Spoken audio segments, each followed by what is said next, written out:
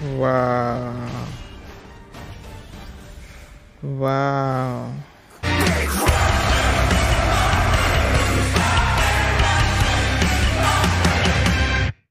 Hi everyone, I'm going to react to Attack on Titan Season 4, Episode 27, Retrospective. I took a couple of weeks off from reacting to Attack on Titan because, like I said, I wasn't in a good mood. Hopefully I'm feeling better, but yeah, I don't know. The last episode was them trying to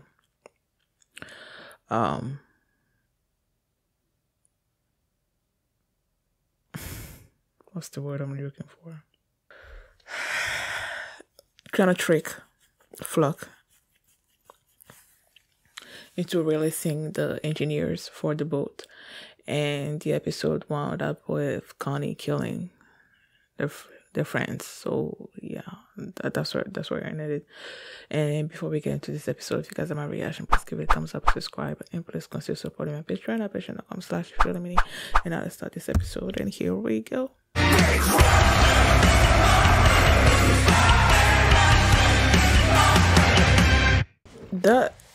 That piece right there basically sums up how I feel about this. Like, I'm tired of I'm tired of seeing them kill each other. Like, I really am.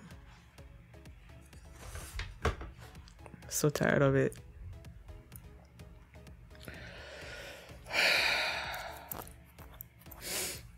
One thought also crossed my mind as I was looking at the after credit. They said it was basically too late for Liberio and Marley, and I'm thinking,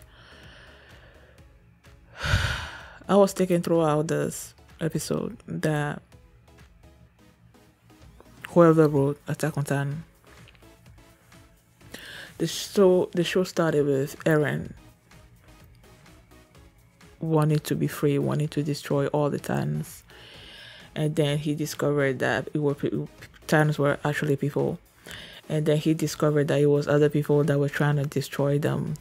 Like the real enemy was the people out there, and now he's like, okay, I'm gonna destroy everybody else.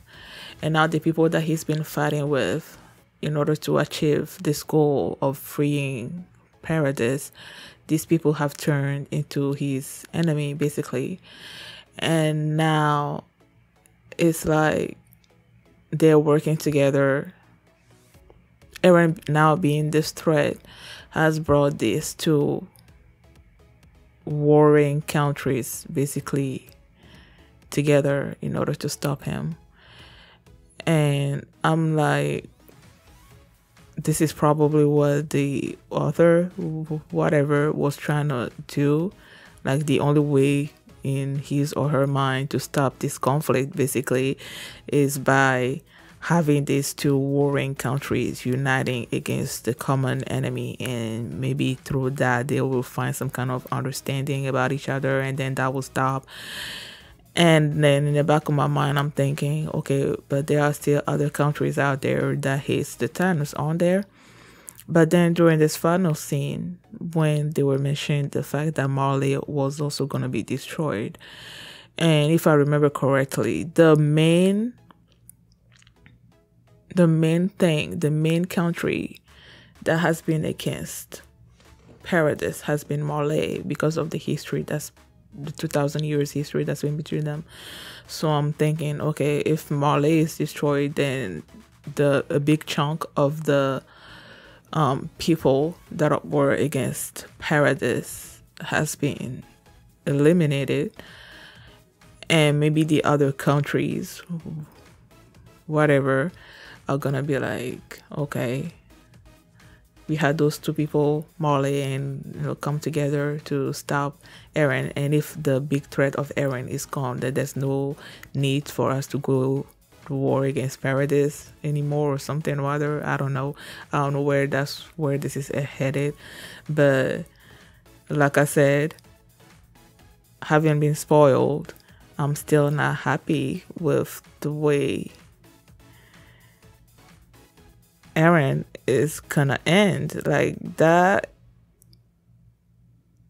it pisses me off. So it made me, it's making me waffle between siding with the Jaegerist and siding with, you know what, it's making me feel most for the Jaegerist, for Eren and his side of this, you know, which I know intellectually is wrong, but I just can't help feeling the way I'm feeling, you know, siding with Eren in this. I guess that's why when I found myself in this episode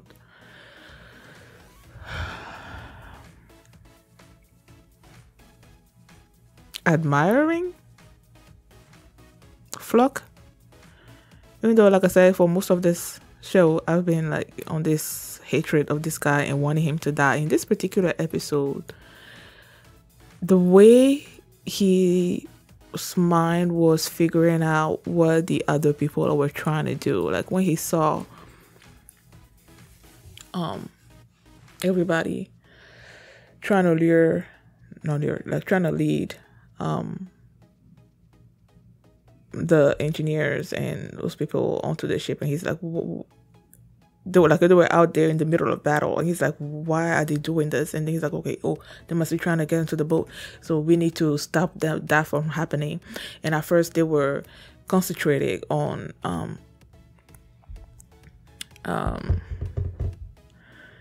Annie and Reiner, right? And then the scouts like Mikasa and the others, Connie, also joined in, and so they were like, okay, let's focus on defeating them.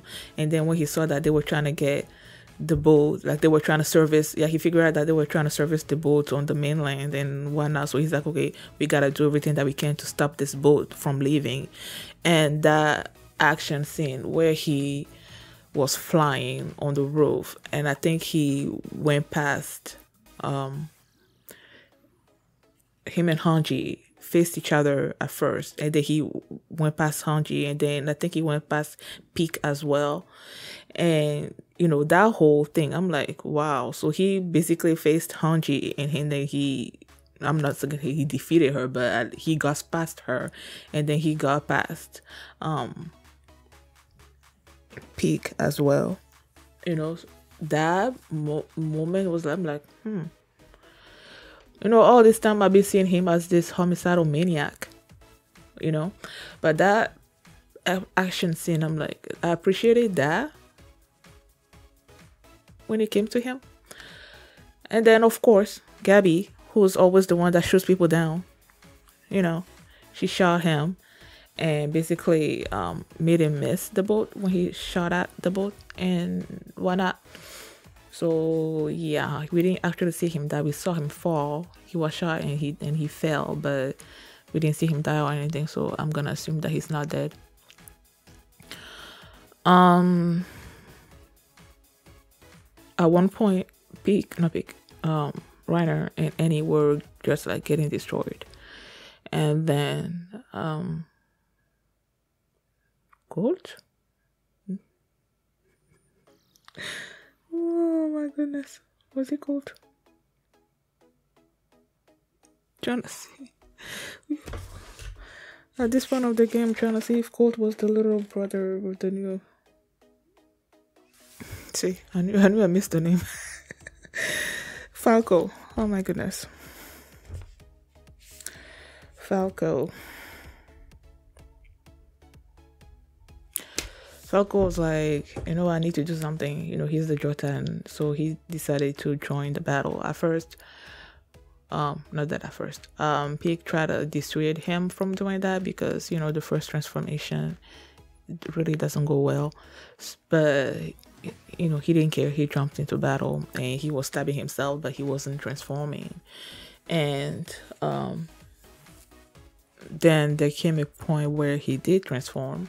And he gave the others the opportunity to defeat the Jaegerist and, you know, got everybody on the boat. And yeah, but then after that, he wasn't, he was losing control of himself, so Pig had to hold him down, and Magath went in and cut him out, and then they brought him onto the ship. But Magath decided to stay behind because there was this Marleyan ship that was really fast, and he was afraid that if the Jaegers were to use it, they would catch up to the boat, and he couldn't let that happen. So he decided to stay behind and destroy the boat. And then Shadis showed up, and he was the one. There were this train that was coming with reinforcements, and this train blew up, and we were like, okay, who did this? And it turns out to be Shadis, and he also decided to join Magath in trying to destroy the ship. So while they were on the ship, they were talking, and turns out that Shadis was the one that was looking in the previous episode while they were I think it was the episode where Peak ate was that the I don't know, whatever. There was this episode where they were leaving with Annie, and someone was looking at them from up there, and I'm like, who's that? It turns out to be Shadis. And he said that seeing how basically everybody else joined up with Annie and trying to stop the mass murder that Eren was about to unleash, they felt proud and whatnot. While they were both there, and in the back of my mind, I'm thinking, okay, so this is the guy that trained Shadis is the guy that trained the scouts, and then you have this guy that trained, the Marleyan soldiers. What were their names again? They have a particular name for them, or whatever. He was the one that trained Annie and the others. So it's like these two people that basically brought up these kids who were working together to stop this ship, and then they wound up dying together. And I'm like, okay. When the ship blew up, and you saw, my goodness, you saw Gabby like crying out to him. I'm like, whatever, man. Yeah, he's dead, so I don't care.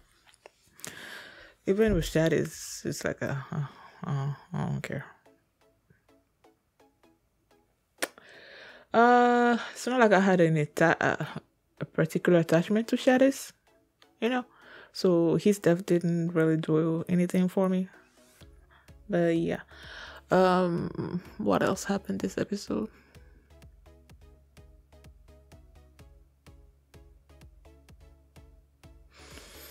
I feel like there must be something else that I don't remember. Oh yeah, there was that point where what was her name again? The one that's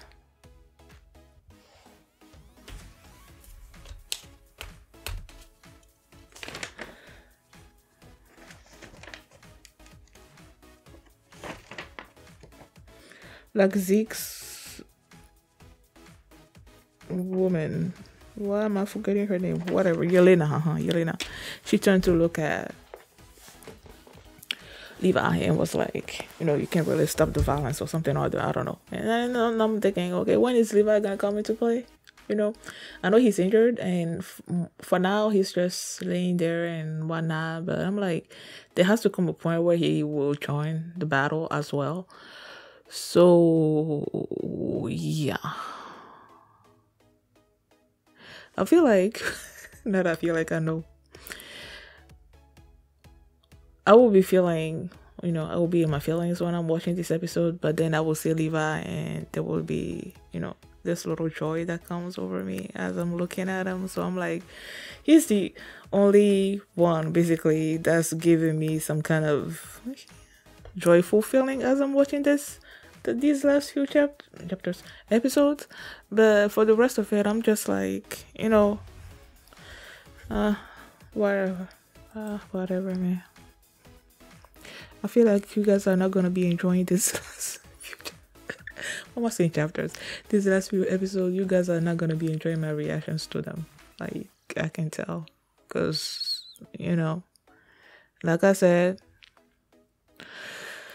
knowing how Eren's gonna end is just coloring everything that I'm watching. So it's like, whatever. Thank you guys for watching, and if you like this reaction, please give it a thumbs up, subscribe, and if you want to see my reaction to the next episode, you can do so by checking out my Patreon at patreon.com/feelingmini, and you can also see the full length of my reaction there as well. So thanks for watching, and I will see you next time.